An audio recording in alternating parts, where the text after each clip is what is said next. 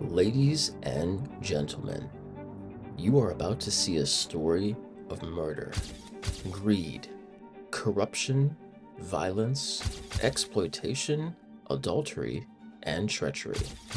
All those things we hold near and dear to our hearts. Welcome to Chicago. Chicago is a 1975 American musical with music by John Kander, lyrics by Fred Ebb, and book by Ebb and Bob Fosse. Now, set in Chicago during the Jazz Age, the musical is a satire on corruption in the administration of criminal justice and the concept of the celebrity criminal.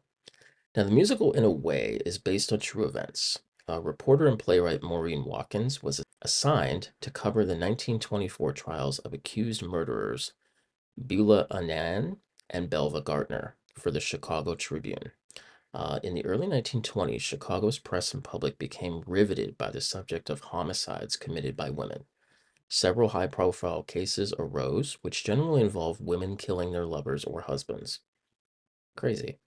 These cases were tried against a backdrop of changing views of women in the Jazz Age and a long string of acquittals by Cook County juries of female murderers. Now, true fact, juries at the time were all male, and convicted murderers generally faced death by hanging. Now, a lore arose that in Chicago, feminine or attractive women could not be convicted. The Chicago Tribune generally favored the prosecution's case while still presenting the details of these women's lives. Its rivals at the Hearst papers were more pro defendant and employed what were derisively called sob sisters, basically women reporters who focused on the plight, attractiveness, redemption, or grace of the female defendants. Now, regardless of stance, the press covered several of these women as celebrities. Anan, the model for the character of Roxy Hart, was 23 when she was accused of the April 1924 murder of Harry Kalstedt, who served as the basis for Fred Casely's character. Now, the Tribune reported that Anan played the foxtrot record Hula Loo over and over for 2 hours before calling her husband to say she killed a man who tried to make love to her. Her husband, Albert Anan, inspired the character Amos Hart. Albert was an auto mechanic who bankrupted himself to defend his wife, only for her to publicly dump him the day after she was acquitted. Velma Kelly is based on Gardner, who was a cabaret singer and society divorcee. The body of Walter Law was discovered slumped over the steering wheel of Gardner's abandoned car on March 12th of 1924. Two police officers testified that they had seen a woman getting into the car and shortly thereafter heard gunshots. A bottle of gin and an automatic pistol were found on the floor of the car. Lawyers William Scott Stewart and W. W. O'Brien were models for a composite character in Chicago called Billy Flynn. Just days apart, separate juries acquitted both women. Now, in the 1960s, Gwen Verdon read the play, which Chicago is in part based off of, and asked her husband Bob Fosse about the possibility of creating a musical adaptation. Fosse approached playwright Watkins numerous times to buy the rights, but she repeatedly declined.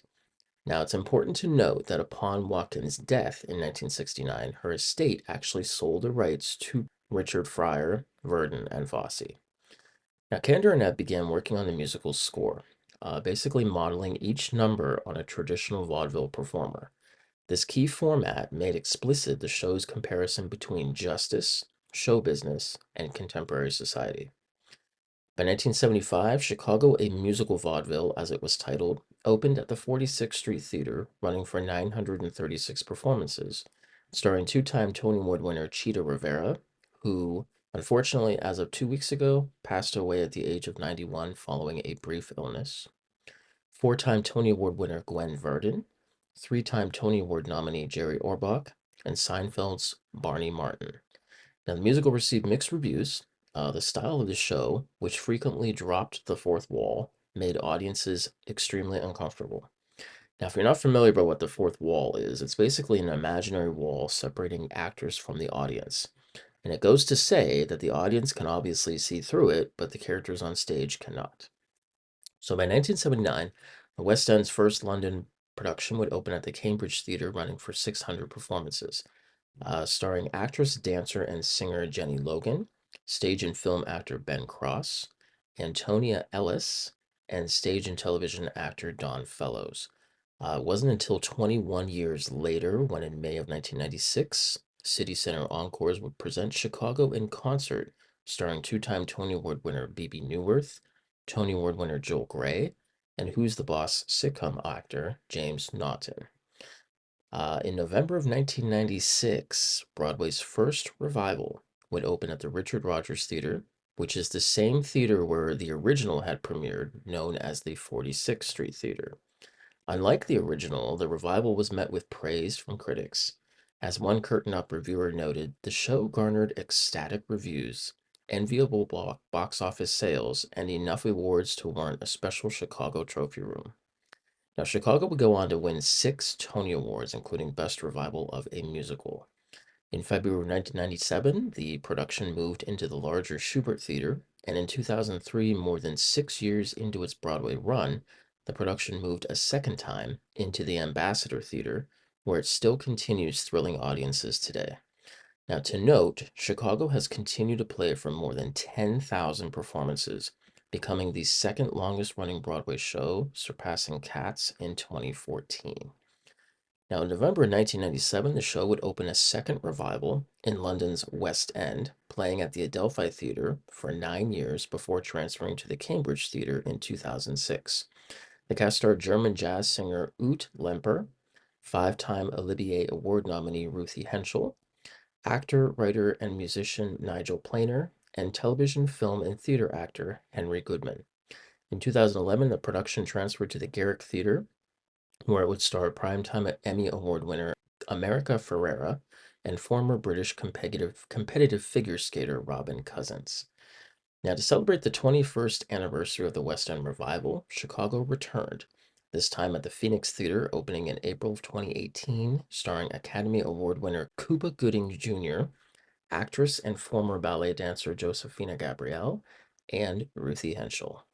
For its annual fully staged musical event, the Hollywood Bowl produced a limited run of Chicago in July of 2013, starring Pretty Woman the musical's leading lady Samantha Barks, singer-songwriter Ashley Simpson, True Blood's Stephen Moyer, The Current Price is Right host Drew Carey, and New Zealand actress Lucy Lawless. Since its 1996 revival, Chicago has seen countless celebrities in its leading roles on Broadway.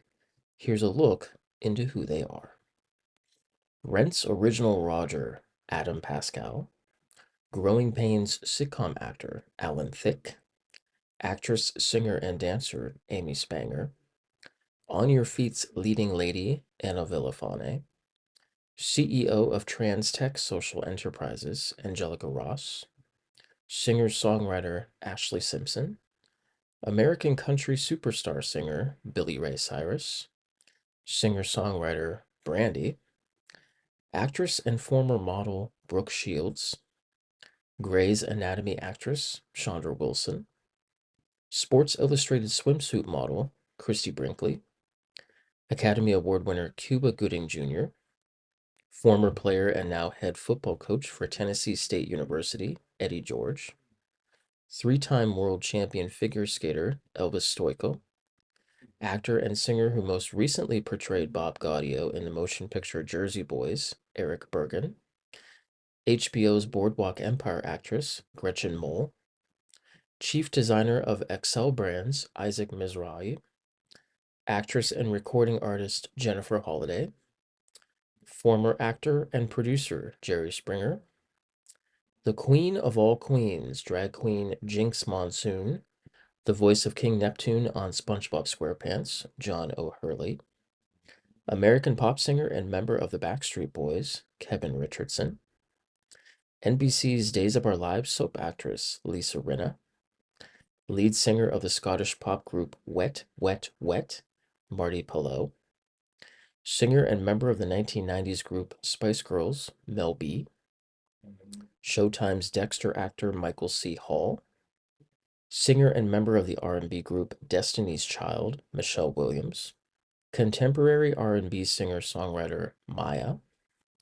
Star Trek's Deep Space Nine actress Nana Visitor, breakout star of The Real Housewives of Atlanta, Nene Leakes, former Playboy model Pamela Anderson, former actor Patrick Swayze, American actress and older daughter of Bruce Willis and Demi Moore, Rumor Willis, Israeli pop and R&B singer Shiri Meiman, ABC's Modern Family actress Sofia Vergara, actor Taye Diggs, singer-songwriter, choreographer, and YouTuber Chandra Call, R&B and pop singer-songwriter Usher, and former media personality Wendy Williams.